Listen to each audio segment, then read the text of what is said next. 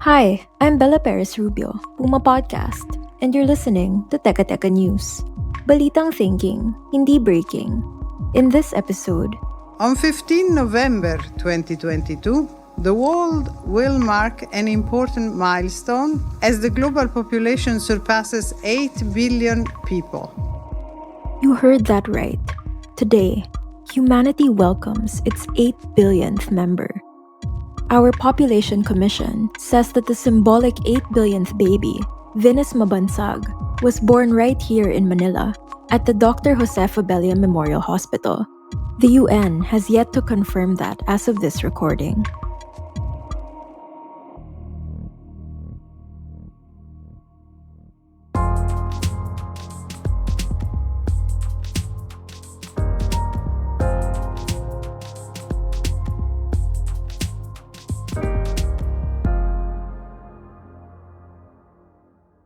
When the world population reached the 7 billion milestone in 2011, one of the many symbolic babies chosen by the UN to mark the occasion, Danica May Camacho, was also born in the Philippines. We'll probably see several 8 billionth babies welcomed across the world today. The historic moment calls for celebration. Population growth is a tangible sign of our collective success in improving the living conditions of everyday people throughout the world. That's Maria Francesca Spatolizano, the United Nations Assistant Secretary General for Policy Coordination and Interagency Affairs.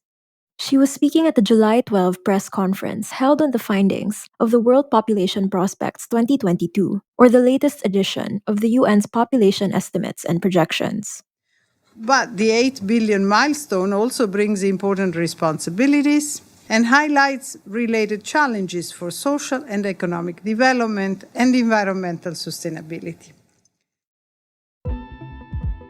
China has, as expected, the biggest population with 1.43 billion.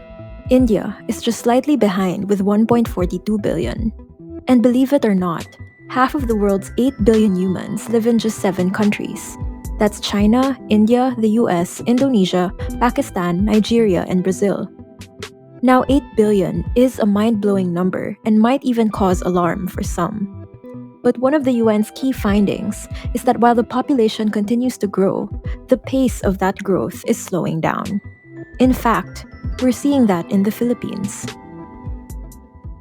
Sa ngayon, meron tayong 110.3 million na bilang ng populasyon. That's Dr. Juan Antonio Perez III, former executive director of the Commission on Population and Development here. Contextually, this is not what the population we expected we would have this year, no? Nag-project ang Philippine Statistics Authority that by this year, 2022, yung population should be around or over 112 million. So we are around 2 million lower than our expected population. This is a trend we've seen since 2017, when the fertility rate or the number of children per woman dropped to 2.7 from 3.3. Dr. Juan Antonio says this is due in part to better access to contraceptives. That is probably a sign also na nagwo-work to some extent yung family planning services sa health center. 2017 is the same year former President Duterte signed an executive order allowing the full implementation of the reproductive health law. And then, in 2020, the pandemic struck. Dahil sa continuing decline ng births noong 2020, bumaba ang bilang ng nanganak from 1.6 million the year before to 1.5 million. So, slight decrease in the first year of COVID in number of births. However, nung 2021, bumulusok pa further ang bilang ng nanganak, 1.3 million na lang. Globally, the UN says we're seeing the slowest birth rate since 1950. And the Philippine population, while slowing, is still considered booming in comparison to other countries. In fact, we're one of the 8 countries expected to contribute over half of the projected population increase by 2050. So where exactly does that leave us? Well, alam mo, yung overpopulation is a term that we do not use, no, in our program. Because ang ibig sabihin niyan sino yung over? Yung over, hindi sila kailangan, no? Para sa amin, each person is wanted. Each person has value. So, what we say is, yung kakayahan ng pamilya, and we look it at the family level, ano ba yung kakayahan ng pamilya na suportahan, bigyan ng panahon ng pag-aruga, ilang anak ang kakayanin mo? And if those are the metrics we're using, then the Philippines still has plenty of work to do. We should be very conscious na marami pa rin kababayan natin. Actually, those in the bottom 20% of the population in terms of economic capacity, and also yung bottom 20% in terms of education. And yan ang pinakamahirap na Pilipino, no? Yung mababa ang income, mababa ang education. Sila ang malalaki ang pamilya. So they are not able to exercise yung responsible parenthood even if they wanted to. We'll pause here, but when we return, Dr. Juan Antonio talks us through the significance of this particular juncture in our population growth.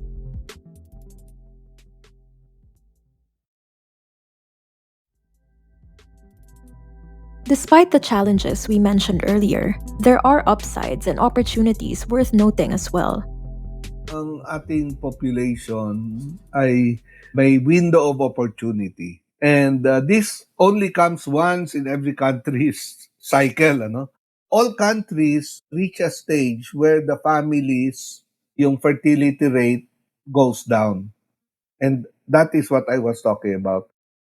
Former PopCom chief Dr. Juan Antonio is talking about the steady rise in our working age population, or those aged 15 to 64.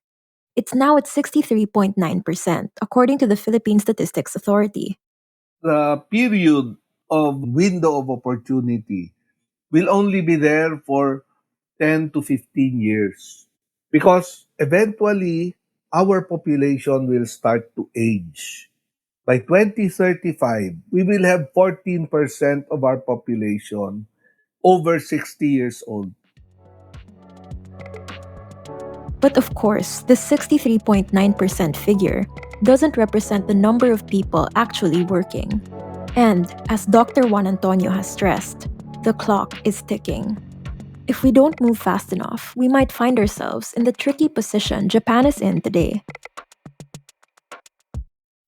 Alam mo, yun yung naging problema ng mga bansa katulad ng Japan. No, na lumaki ng husto yung kanilang older population, hindi pa sila handa para sa serbisyo doon. We also have to prepare for aging. And people have to work because mag-iipon ka sa pension para may pension ka pagka ikaw ay mag-retire, ay hindi ka na productive. Otherwise, it is a big drain on resources of government to support yung aging population that has more health and social needs. So, what should we be doing in the meantime? They talk about jobs, no? So gusto nila maraming jobs na ma-create so more people can be employed. But it's also important that we have quality jobs. That means yung education system natin, yung technical vocational system must be aligned to empower women and young people to get quality jobs. And that was today's episode of Teka Teka. Again, I'm Bella Perez-Rubio. This episode was produced by Kat Ventura and edited by Presh Capistrano. To learn more about reproductive health and rights in the Philippines, tune in to the Season 3 premiere of PumaPodcast show, Conservative Ako, on November 16.